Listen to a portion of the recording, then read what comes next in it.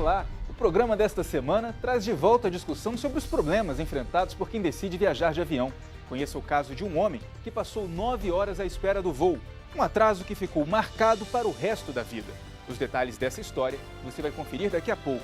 E qual tem sido o papel dos juizados especiais instalados nos principais aeroportos do país? Eles têm realmente resolvido os conflitos entre empresas aéreas e consumidores? Voluntários mudam a rotina de um hospital em Brasília. O STJ Cidadão começa agora.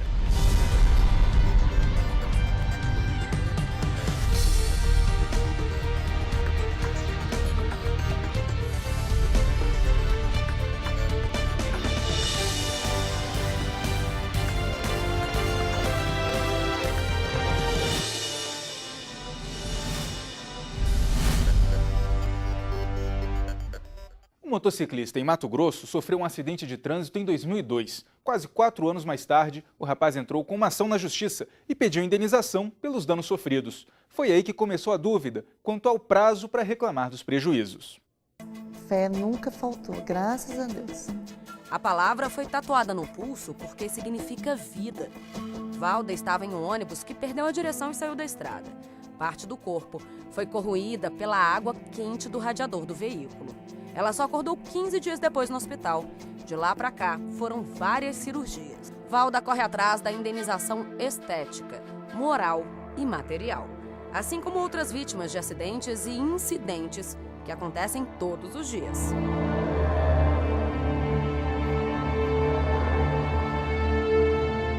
As cinzas encobrem uma cela. 7 presos morreram carbonizados. A Defensoria Pública em Rondônia entrou com uma ação indenizatória em favor das famílias. Aqui o avião pousou, mas não parou. Uma tragédia que marcou o país.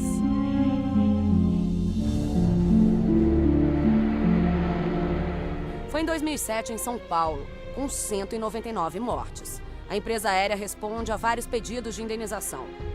Agora imagine um tiroteio e a bala na direção de um inocente. Ser assassinado ao cumprir o dever no trabalho, ou então um atropelamento no ato imprudente de um motorista. Alguns desses fatos podem gerar também outro tipo de ação, que corre ao mesmo tempo dos pedidos de indenização, a penal. Na ação indenizatória, aquele que se sente prejudicado, violado um direito seu, vai buscar uma reparação civil de cunho pecuniário contra aquele que causou um prejuízo a ele, que praticou um ato ilícito. Por sua vez, na ação penal, o que se vai percurir é a culpa ou o dolo do agente que praticou um delito. Bagagem extraviada, calúnia, erro médico. Dá para perceber que o pedido de indenização pode acontecer em inúmeras situações. Em alguns casos, é possível que todo o procedimento criminal esteja em trâmite também. Ou seja, uma ação na esfera civil e outra na penal. São áreas diferentes. No entanto, essa independência é relativa. Em alguns momentos, uma ação depende da outra e pode ser necessário resolver primeiro a questão penal. Isso evita a possibilidade de soluções contraditórias, quando o processo interfere diretamente no julgamento da indenização. O carro de Dirceu quebrou. Quando ele parou o veículo, perdeu a mãe em segundos. Um motorista que vinha atrás agiu de forma inesperada. Quando eu olhei no retrovisor, já vi um carro muito em cima. Só deu tempo eu baixar e ir a pancada. Minha mãe ficou inconsciente na hora do acidente, aí nós tiramos ela para fora do veículo, ela faleceu no local. Ele pede a indenização já que os irmãos menores dependiam financeiramente da mãe. Na questão criminal, o advogado dele explica que o motorista foi condenado a 3 anos de detenção. No entanto, isso não significa que a reparação econômica esteja garantida. Mas já é um passo. Necessariamente não, muito embora é utilizada inicialmente essa prova que foi feita em âmbito policial, por assim dizer, que levou à questão penal, mas são independentes. Ela dá subterfúgio. Agora, quando você já tem ação penal já transitada em julgado, aí você já tem condições mais rápidas de utilizar aquele procedimento como título executivo. O STJ julgou o caso de um acidente que aconteceu na cidade de Várzea Grande, Mato Grosso. Uma carreta bateu contra um motociclista e ele entrou com um pedido de indenização 4 anos depois para reparar os danos morais e estéticos. Mas a possibilidade de uma reparação dessa prescreve em 3 anos. No Tribunal de Justiça do Mato Grosso foi levado em consideração o artigo 200 do Código Civil, que diz o seguinte: quando a ação se originar de fato que deva ser apurado no juízo criminal, não correrá prescrição antes da respectiva sentença definitiva. O TJ do Estado entendeu que o tempo de prescrição nem tinha começado, já que não havia ação penal. A seguradora da carreta entrou com um recurso no STJ, que discordou da decisão do Tribunal de Justiça local. De acordo com o ministro Paulo de Tarso Sanseverino, nesse processo não existe relação prejudicial entre os trâmites civil e criminal, porque não foi instaurado nem mesmo inquérito. Ou seja, se existisse uma ação criminal, a reparação poderia ser solicitada sem que o prazo tivesse vencido. Mas neste caso, analisado pela terceira turma, a responsabilidade civil é independente da criminal.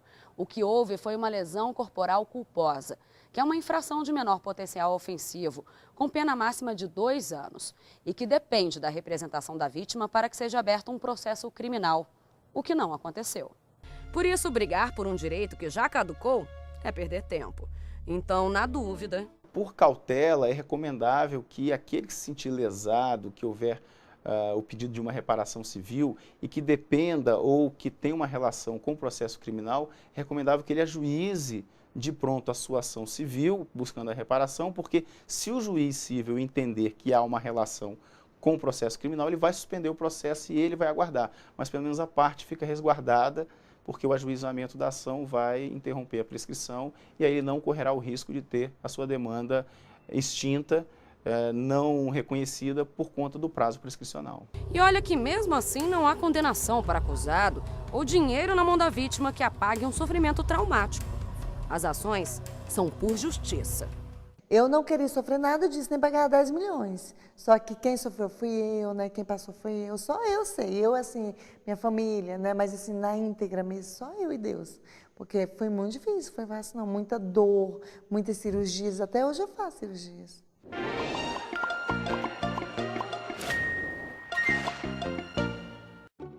Você sabia que chegam com frequência à Justiça pedidos de indenizações por conta de situações inusitadas?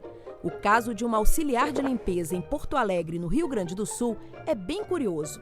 Ela estava em casa, tranquila, até que o marido chegou de repente e a expulsou, sem sequer dar uma explicação. Ele gritou, xingou, chamou até o caminhão de mudanças. Em poucos minutos, a vizinhança estava lá, acompanhando a cena sem perder nenhum detalhe. Na delegacia, ela desabafou ao delegado. Doutor, ele me expulsou porque quer colocar lá dentro a amante, que mora na minha rua. Não satisfeita, processou o companheiro e ganhou. Ela se sentiu com a alma lavada. Para ele, sobrou uma dívida grande. R$15 mil de indenização por danos morais, metade do valor da casa, 50% do valor do carro.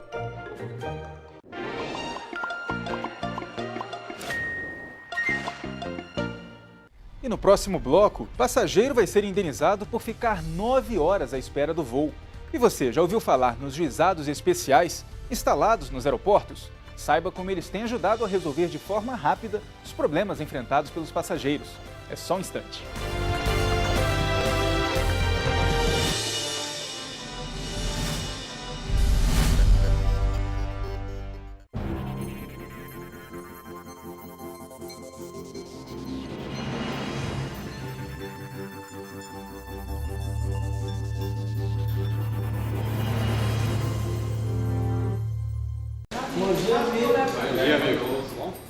É assim que Marcelo recebe quem passa pela entrada de um dos prédios do Superior Tribunal de Justiça.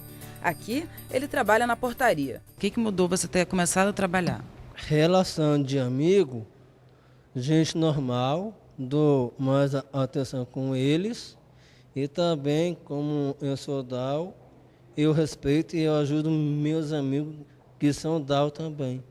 Marcelo é um dos 10 funcionários com síndrome de Down que exercem atividade no STJ. Trata-se de um projeto do tribunal que começou a funcionar em 2008. Nossa função também é essa, estimular para que eles desenvolvam a capacidade deles e para que eles façam parte da vida cotidiana, né? Eles trabalham nas coordenadorias, gabinetes, portarias e serviços gerais. Antes eu trabalhava para ativações. Em 2012, 6 de janeiro, cheguei aqui e comecei a trabalhar. Foi a primeira vez. E não é porque é hora do trabalho que a vaidade é deixada de lado. As unhas pintadas, o cabelo bem cuidado e o batom vermelho mostram que Liane gosta de se cuidar. Além de trabalhar no gabinete do STJ, a Liane também desempenha uma outra função, a de escritora. Ela escreveu um livro sobre a vida dela, mas passou por muitas dificuldades para chegar até aqui. Liane, quais foram as maiores dificuldades que você passou? Bom, maior dificuldade quando as pessoas que têm esse preconceito, que eu já tive e agora eu não tenho mais, porque as pessoas não vê, não querem enxergar. Agora eu estou aqui no STJ e ele abriu a porta para mim. Ele não tem esse preconceito, me fez eu ficar feliz trabalhando com eles e tudo. Preconceito, injustiça, medo do desconhecido. Tudo isso eles enfrentam todos os dias. Um cromossomo a mais, características físicas diferenciadas e muita força de vontade para ultrapassar as barreiras colocadas por quem não sabe lidar com pessoas portadoras de Down. Mas a partir do momento que começam a ter uma rotina igual a de qualquer outra pessoa, os sonhos também ficam bem parecidos. Meus sonhos é casar, ter filhos, ter casa.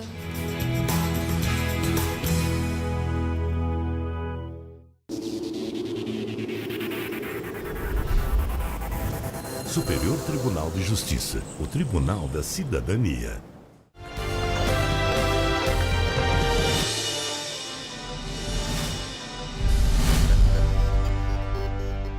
O caso que você vai conhecer agora é mais do que um simples aborrecimento por atraso de voo.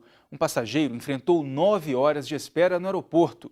Ele tinha pressa de viajar porque o pai estava internado na UTI, mas por causa da demora das empresas aéreas em resolver a situação, o homem chegou tarde demais ao hospital. Na hora de viajar, o que é melhor? Carro, ônibus ou avião? Com certeza de avião, especialmente pelas facilidades que hoje foram criadas, né? Um avião. Por quê? Hoje em dia é um meio econômico e rápido. Então, que dá pra gente chegar nos compromissos a tempo. Avião mais rápido e mais seguro, né? Economia, rapidez, segurança. Tudo isso tem feito crescer nos últimos anos a procura por passagens aéreas no Brasil. No primeiro semestre de 2011, por exemplo, houve um aumento de 21,4% nas vendas em comparação ao mesmo período de 2010. Mas junto com as vantagens estão os problemas, entre eles os atrasos. Nájila sabe bem o que é passar horas e horas no aeroporto. Uma experiência vivida várias vezes pela empresária. O que acontece agora é eu chegar 5 minutos e perder um voo, ou 10, aí você tem que pagar uma taxa para entrar no outro voo. E quando a gente espera 2, 3 horas dentro do aeroporto? Tá entendendo? Eles não pagam nenhuma taxa e não tentam te ajudar. E não são só pequenos transtornos que os atrasos de voos causam aos consumidores. Um passageiro chegou a esperar durante 9 horas por um voo atrasado. Por causa da demora das companhias aéreas, ele não conseguiu chegar a seu destino a tempo de encontrar o pai que estava internado na UTI com vida. O fato envolveu 2 empresas hoje falidas, VASP e Transbrasil. Na época, nenhuma quis resolver o problema. O passageiro entrou com uma ação na justiça. Alegou que, por causa do jogo de empurra-empurra, não pôde se despedir do pai. O Judiciário do Paraná fixou a indenização em R$5.000. O homem recorreu.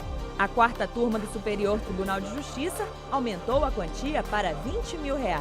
O filho não pôde ver o pai faleceu antes de sua chegada e, por isso, a empresa foi condenada a pagar os chamados danos morais, que se reveste de uma indenização a favor do dano extrapatrimonial, ou seja, de um constrangimento, de uma dor psíquica, de um abalo à honra ou à imagem. E você pensa que o caso do passageiro do Paraná é uma exceção? Ocorre com mais frequência do que se imagina. Nájila relata que enfrentou uma situação semelhante. Você teve um caso de perda na sua família que você não chegou a tempo de ver a pessoa viva por causa de um atraso de voo. Como é que foi essa história? Na época que aconteceu a morte do meu pai, era só 1 ou 2 voos por dia, acho que era só um voo. Então, não teria condições de esperar outro voo ou ter outro voo, por mais que eu já tinha perdido muito tempo no aeroporto, muitas horas ali no aeroporto. Então, a minha ação foi, não de raiva, mas foi uma situação assim.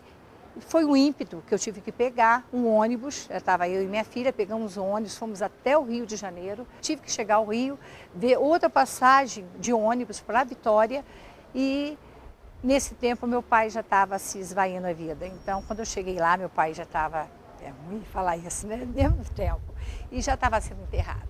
Então são coisas assim que você vê que a gente pensa que está bem, mas mexendo a gente vai relembrando.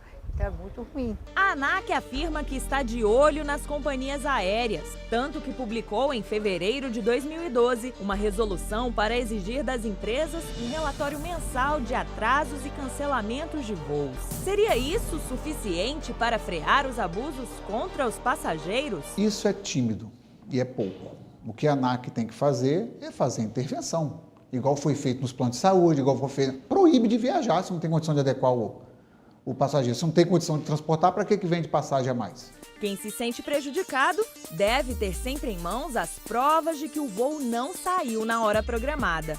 E como isso seria possível? Mas nesse caso, se o consumidor conseguir juntar a prova, é melhor para ele. Então o que ele pode fazer? Tirar foto do display de embarque. Tira assim de meia hora até embarcar. Antes de embarcar, ele compra alguma coisa no aeroporto, um jornal, uma água mineral ou um sanduíche e pede uma notinha fiscal. Que ali no cupom vai sair a data e o horário que ele estava lá, e isso vai gerar essas provas. O consumidor ele pode imediatamente procurar a empresa aérea e pedir o ressarcimento de transporte, de estadia, né, para o hotel, e também de alimentação.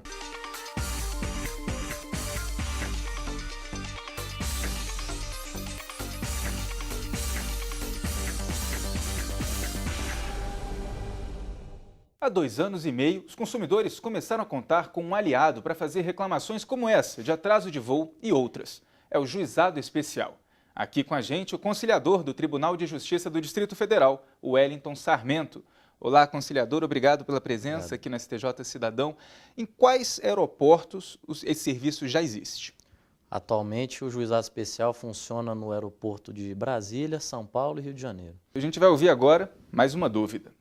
Meu nome é Vera Lúcia e eu gostaria de saber se meu voo for cancelado, quanto tempo a empresa tem para me recolocar em outro voo? O que a companhia tem que fazer no caso de cancelamento, de acordo com a resolução 141 da ANAC, é providenciar alguma assistência do passageiro no aeroporto, né, que seja alimentação, fornecer uma comunicação, né, acomodação em hotel, quando for viável aí antes do horário do endosso, e efetuar um endosso para outra companhia, tá? no voo que seja de interesse do passageiro. Quando é que o passageiro sabe que ele deve procurar o juizado ou o PROCON ou registrar uma queixa na ANAC? Cada caso é um caso. Olha, a competência do juizado, né, é tentar realizar ali esse acordo, geralmente para passageiros que estão em trânsito, teve cancelamento de voo, teve atraso e a companhia está se recusando a fornecer essa assistência material, né?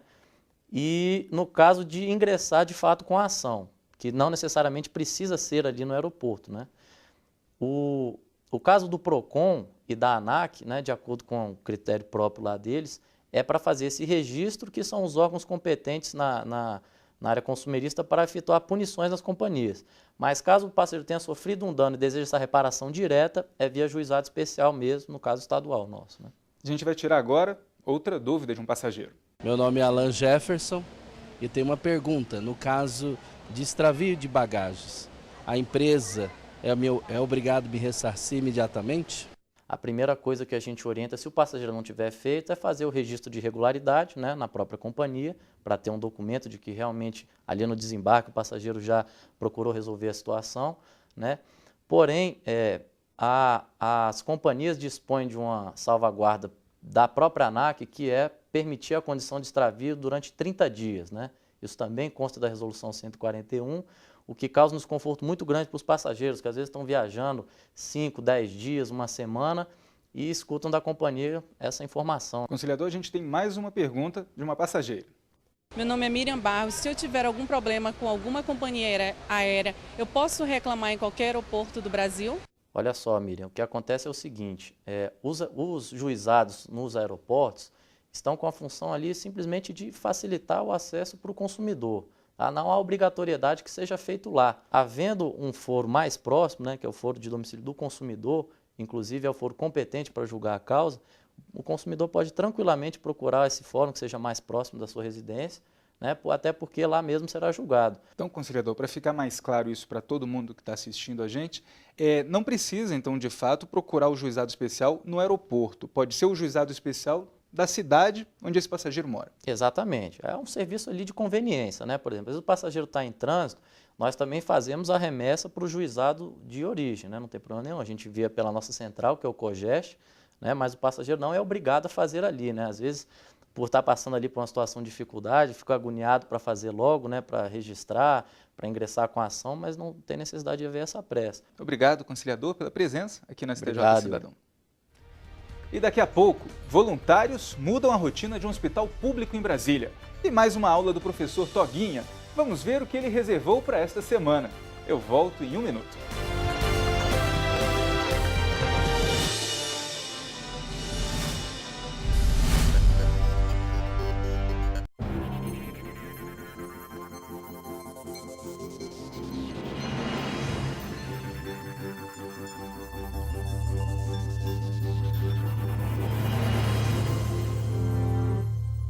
Os 19 juízes foram recebidos pelo presidente e pela vice-presidente do Superior Tribunal de Justiça.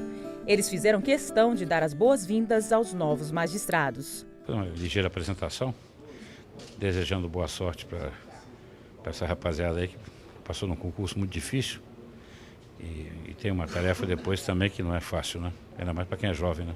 O grupo percorreu o STJ, conheceu inclusive onde ocorrem os julgamentos.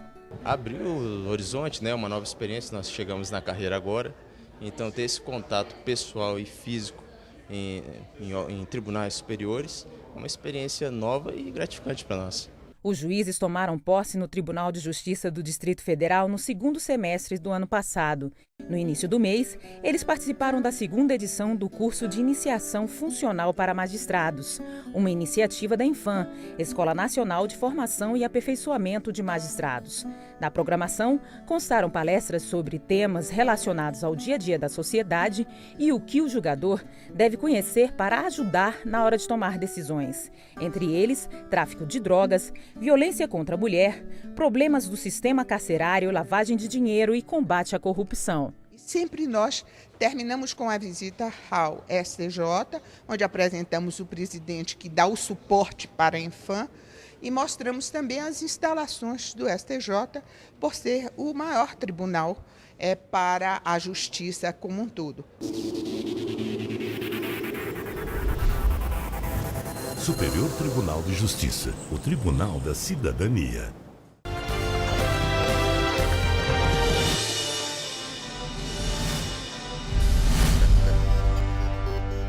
Opa, chegou a hora. A gente não pode perder a aula do professor Toguinha. Oi, professor, qual é o assunto de hoje, hein? Se você assistiu algum filme de guerra, já deve ter ouvido falar nessa palavra. A deserção ocorre quando uma pessoa abandona ou renuncia a algo, como um trabalho ou até mesmo o andamento de um processo. Imagine que Felipe acaba de ingressar no serviço militar, mas depois de 3 meses servindo no quartel, pede ao coronel Carlos para mudar de setor. Felipe tem o pedido negado. Então, ele resolve largar o posto, vai para casa sem nenhuma explicação. Isso caracteriza a deserção, e quem age assim pode responder pelo abandono do trabalho. Obrigado, professor. E a gente encontra o Toguinha de novo na semana que vem. Agora, convenhamos, o ambiente de hospital não é nada agradável. Esperar consulta, fazer exames, ficar internado então, e para as crianças esse desconforto é ainda maior. Um grupo de voluntários tem mudado essa rotina no hospital público em Brasília. Quando eles chegam, abrem o livro e começam... Não, melhor deixar a Glorinha contar essa história pra gente.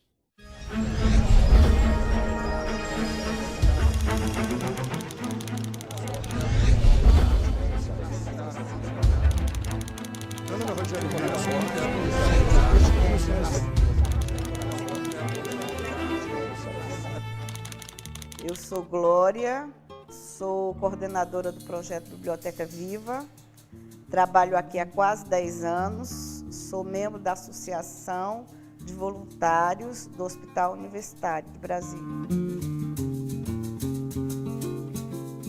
Meu nome é Leise, eu trabalho aqui, Leise Gonçalves de Oliveira Meireles, um nome quilométrico, né? Por sinal, nós temos um livro assim com esse título, um nome quilométrico, e é bem interessante a história. Mas eu estou aqui há cerca de 17 anos, né, lendo história para as crianças. 10 lagartas ruidosas em um lindo amanhecer. Uma delas adormeceu, olha, uma adormeceu e ficou para trás. Olha, a gente tem um carrinho de transporte de livros aqui nos corredores do hospital. Já é do próprio projeto, né, Biblioteca Viva. Aí, a gente já tem muita prática, então eu já levo assim, de acordo com a faixa etária, eu levo vários livros, né? E as crianças, quando eu chego nas enfermarias para contar as histórias, elas escolhem, eu deixo que elas escolham, eu abro aqueles livros todos ali em cima da cama ou em cima da mesa, e aí elas escolhem qual o livro que elas gostariam de que eu lesse para elas. E às vezes no final saem todos os livros, elas querem todos os livros, mas de imediato eu abro, né, a sessão de leitura, permitindo que elas façam essa escolha.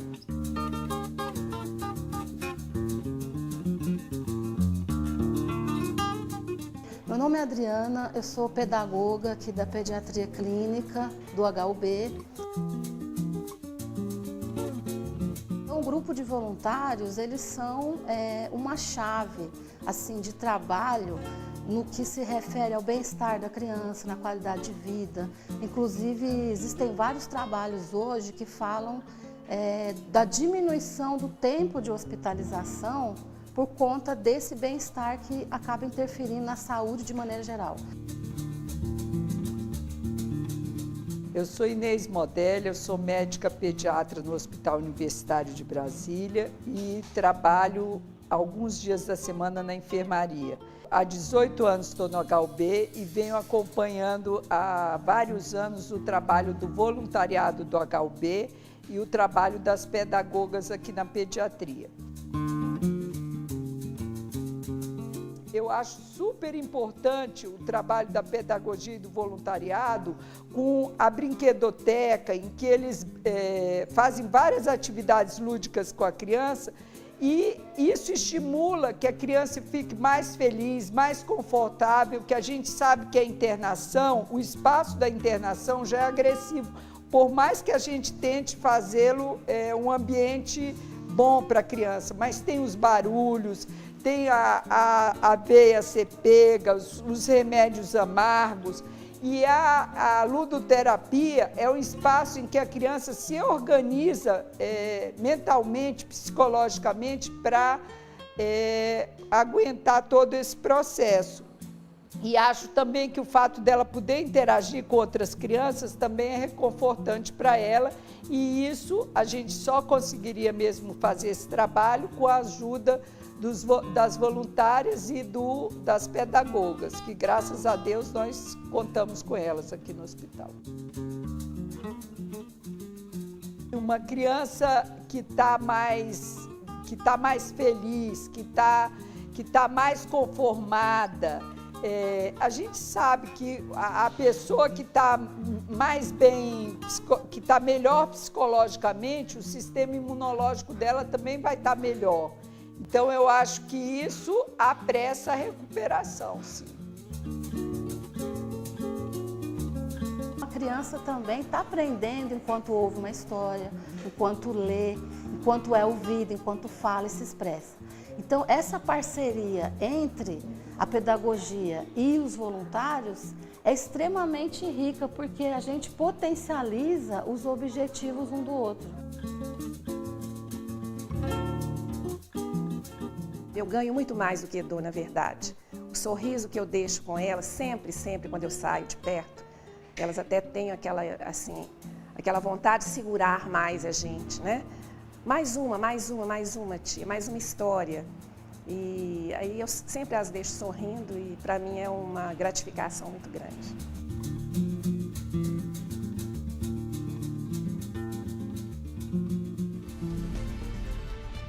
A gente fica por aqui. Se você quiser dar sua opinião, tirar dúvidas ou sugerir pautas, mande um e-mail para stjcidadão@stj.jus.br. Para assistir as reportagens pela internet, é só acessar o site do Tribunal. Tchau, tchau.